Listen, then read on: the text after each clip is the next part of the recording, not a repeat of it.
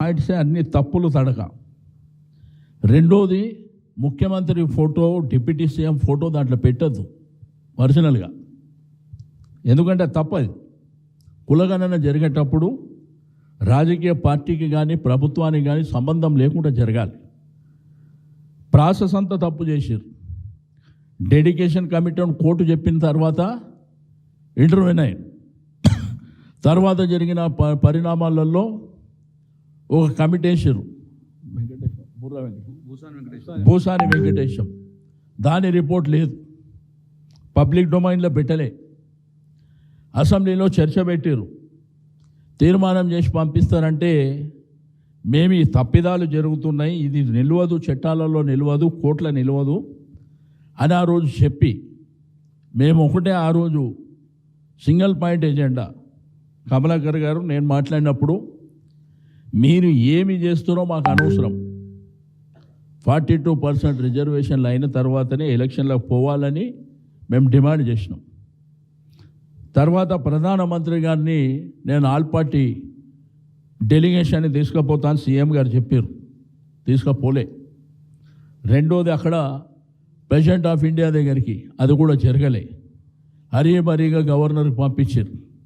పంపించిన తర్వాత మళ్ళీ ఆర్డినెన్స్ అన్నారు, మళ్ళా జీవో అన్నారు.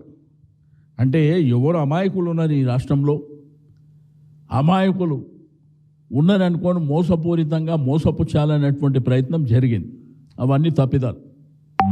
ఆ తర్వాత జంతర్ మంతర్ దగ్గర గవర్నర్కు తీర్మానం పోకముందే జంతర్ మంతర్ దగ్గర ధర్నా చేశారు ఒకసారి.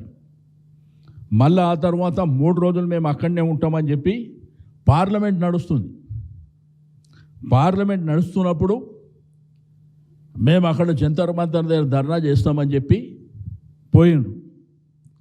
వాళ్ళ కమిట్మెంట్ ఏందనేది అక్కడ ఉన్నటువంటి మల్లికార్జున ఖర్గే గారు ఆ మీటింగ్కు రాలే, రాహుల్ గాంధీ గారు రాలే, సోనియా గాంధీ గారు రాలే, ప్రియాంక గాంధీ గారు కూడా రాలే. ఒకవేళ ఆ పార్టీకి చిత్తశుద్ధి ఉంటే వాళ్ళు అడ్జర్న్మెంట్ మోషన్ ఇచ్చి పార్లమెంట్ని స్టాలు చేసేటువంటి అవకాశం ఉండే. తెలంగాణ ఉద్యమం జరిగేటప్పుడు కేసీఆర్ గారు, వినోద్ కుమార్ గారు, విజయశాంతి గారు ముగ్గురే పార్లమెంట్ని స్టాల్ చేశారు. అది మనకు తెలిసిందే, మన కళ్ళారా చూసిందే. కానీ వీళ్ళు ఆ ప్రయత్నం ఏది చేయలే. ఏదో పోయినరు, ఢిల్లీలో ఎంజాయ్ చేసి వచ్చిరు తప్ప దాని రిజల్ట్స్ ఏం లేదు. మళ్ళీ ఆడికి రాగానే జీవో అన్నారు. జీవో ఎట్లా చెల్లుబాటు అవుతుంది? గవర్నర్కి పంపించారు, ప్రెసిడెంట్ ఆఫ్ ఇండియా దగ్గర ఉన్న తర్వాత జీవో ఎట్లా చెల్లుబాటు అవుతుంది? అది జరగలే. ఇవాళ కూడా సుప్రీంకోర్టులో మరి జరిగినటువంటిది కూడా మనం చూసినాం. వాళ్ళు వెంటనే రిజెక్ట్ చేయడం.